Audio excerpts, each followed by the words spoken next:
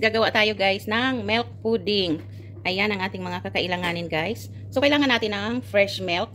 Ayan, 1 liter yan guys, itong dalawa. 1 liter yan. Siyempre kailangan natin ng vanilla, ng corn flour, 200 grams na corn flour, at siyempre ng condensed milk guys. Ayan, 200 grams din. At siyempre gagamit tayo ng mixed fruit. Ayan, fruit cocktail guys. So ayan, ang kinuha ko ngayon ay Today's. Ayan guys, so kahit anong brand pwede nyo pong gamitin. Ayan, so mag-start na tayo guys.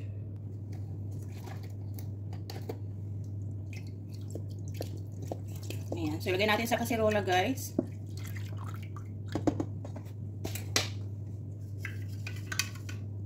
Ayan, 1 liter ito guys.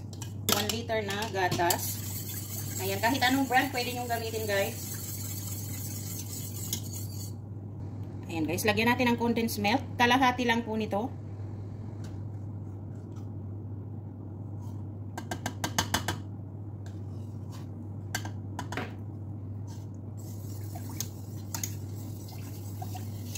Ayan, haluin ng maigi.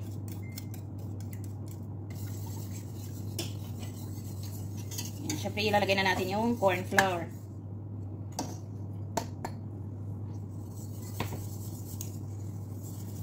Tunawin muna ng maayos guys bago natin isalang.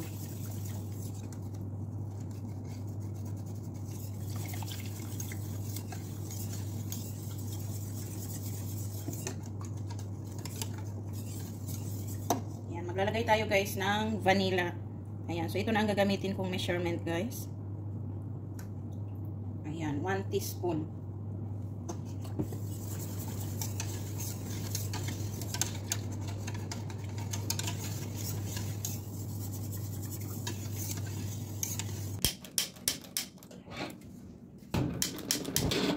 Guys, umpisahan na natin. Ayan, kailangan haluin nyo guys lagi. Ayan, huwag nyong hihintuan. Dahil kapag hinintuan nyo, magpuporta yung gatas niya. Dahil mayroon po siyang corn flour. Ayan, haluin lang ng haluin hanggang sa lumabot siya guys. Ayan, parang ano lang po ito, parang maha blanca.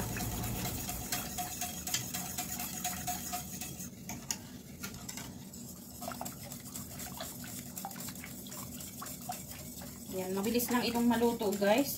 Kaya dapat halo kayo ng halo. Mabilis lang siyang lalapot. Ayan, nag-umpisa na siya guys.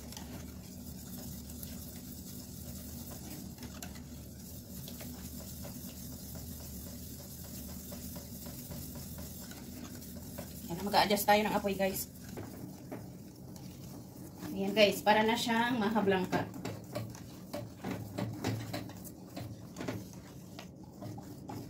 Ganito yung milk pudding.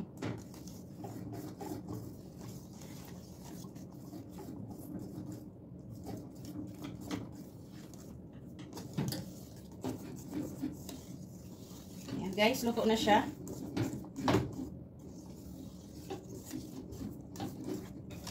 Ayan, ganyan siya ka-sticky dapat guys. Ayan.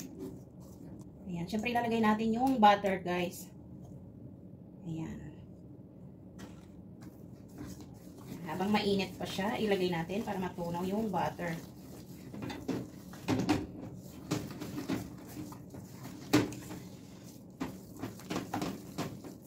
Halo-halo lang guys hanggang sa matunaw yung butter. Ayan, para shining siya.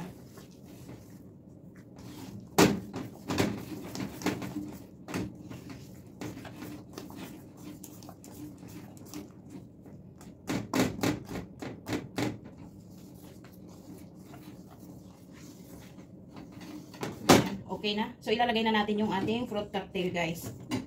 Ilagay guys ng spatula para hindi madurog yung ating mga fruits.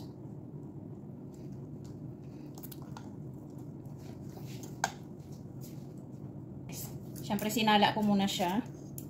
Ihalo na natin.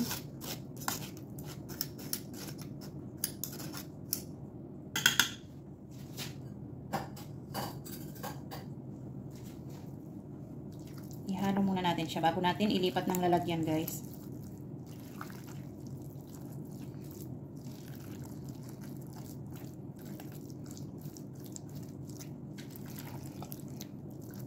Para siyang ano, para siyang maca blanca, di ba?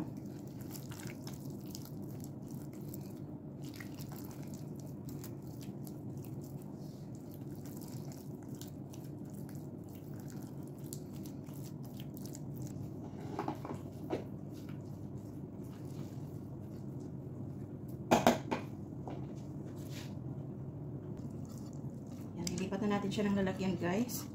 Kailangan iayos natin siya dito para ready na siya pag lumamig, guys.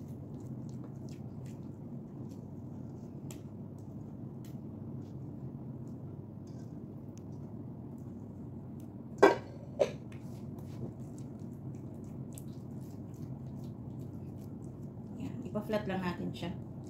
Tapos, pag okay na, ilagay na natin, guys, sa ref. Yan, kailangan i-refrigerate natin siya para lumamig at para mas madali nyong ma-slice.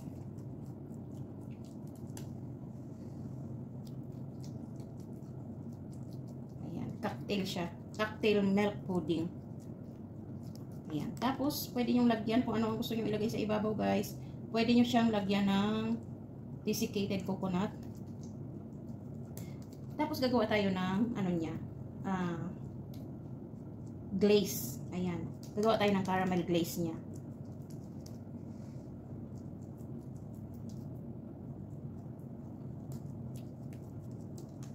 Ayan, guys. So, pwede na natin itong ilagay sa ref. Ayan na, guys. Gagawa tayo ng caramelized sugar.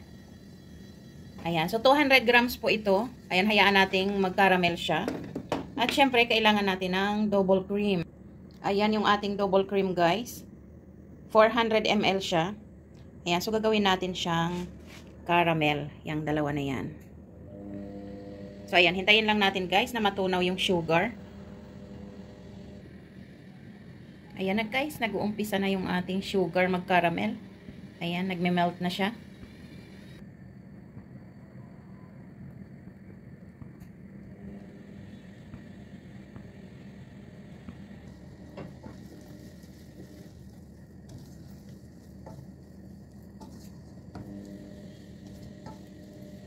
Ihalo natin, guys, para pumantay. Kasi malalaki yung butil nitong sugar na nakuha namin. So, halo-haloin natin para hindi siya masunog agad.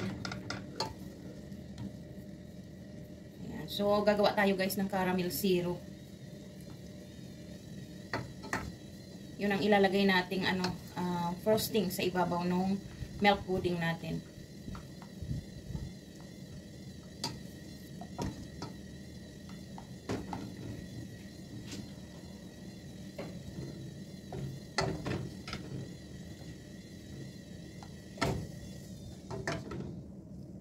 Pag tunaw na, guys, ilagay natin yung double cream. Ayan, halo-halo, guys. Haluin natin para makatuwa tayo ng caramel syrup. Ayan.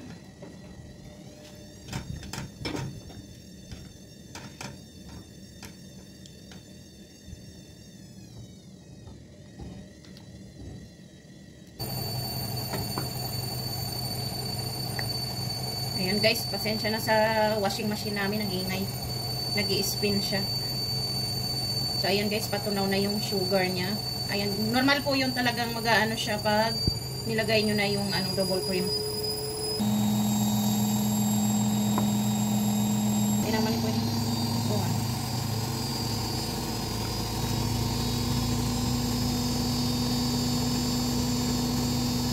Ayan, tuloy-tuloy nyo lang maghalo, guys.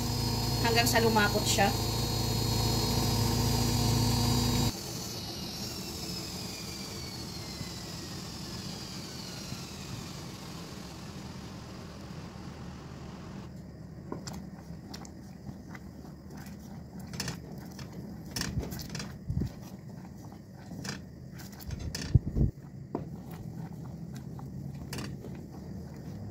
Guys, kung gusto nyo ng ganito yung pagkalapot niya lang, pwede naman.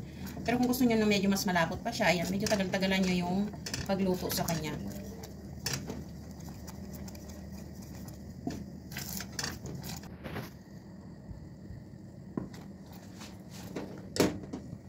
Ayan na, guys, malapot na siya.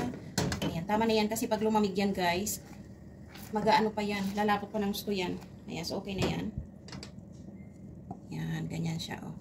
Yung ating caramel syrup. So, ayan na guys. Ito na yung ating milk pudding. Ayan na siya guys. So, maglalagay tayo ng shredded coconut sa ibabaw. Ayan, syempre buksan natin yan. Optional lang ito guys. Kung ayaw nyo ng coconut, huwag nyo nang lagyan. Ayan, so maglalagay tayo sa ibabaw.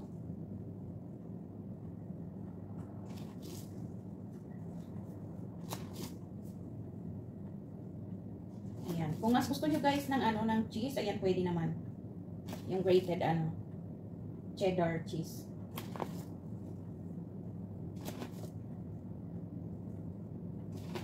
Ayan. Kapag tayong Pinoy, syempre mas gusto natin yung cheese kaso hindi Pinoy ang ating pagkakainin. Ayan, ipapatry natin ito dito sa sa Middle East kung magugustuhan nila guys. Ayan. So lagyan lang natin ng shredded coconut sa ibabaw. Tapos mamaya, pag in-slice na natin at gusto na natin kumain, maglalagay tayo guys ng caramel syrup sa ibabaw. Ayan. So, ganyan lang guys. Ganyan na siya. Tapos, try na natin mag-slice.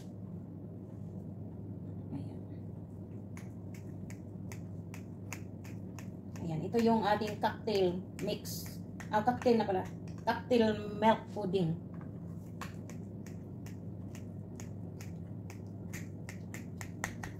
Ayan.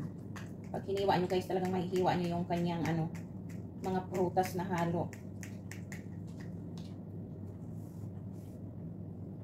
Ayan. So, hiwain lang natin guys ng maliliit lang.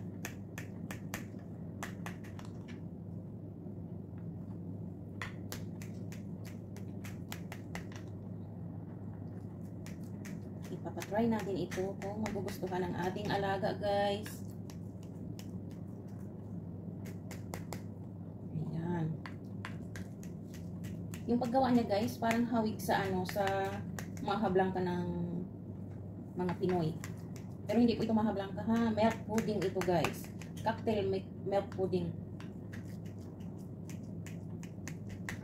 Ayan. So nahiwa-hiwa na natin guys. Ayan na siya. Ayan, kung may gusto kayong ilagay pa sa ibabaw guys na decoration or ayan, pwede naman, nasa sa inyo guys kung anong gusto nyong ilagay. O kaya prutas, pwede naman, di ba, cherries or mango, pwede guys, kasi yung ating laman sa loob ay prutas. Ayan. So check na natin guys, magta-try na tayo, titikman natin siya. Ayan guys, titikman na natin. So magta-try tayo guys. Kukuha tayo ng ating titikman. Ayan, ayaw masira yung pagkahiwa sa kanya. Ayan na siya, guys. Oh, di ba? Ito na siya. Tapos, kapag isi-serve nyo na at kakainin na, syempre maglalagay tayo ng caramel syrup. Ayan. Ang ganda niya, guys. Oh, super yummy. Ayan. So, titikman natin yan. Ayan na siya guys. Ayan, titikman natin kung anong lasa nitong milk pudding na ito.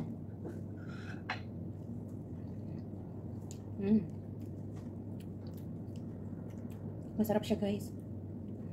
Alam mo, ang magbibigay sa kanya ng tamis talaga ng gusto, yung caramel syrup.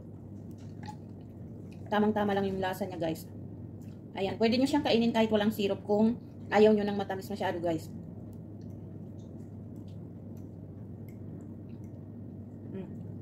Sana nag-enjoy kayo guys.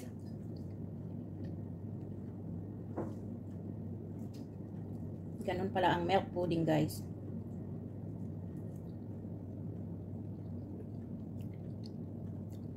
Ayan, maraming salamat sa panonood guys. Magandang araw sa inyong lahat.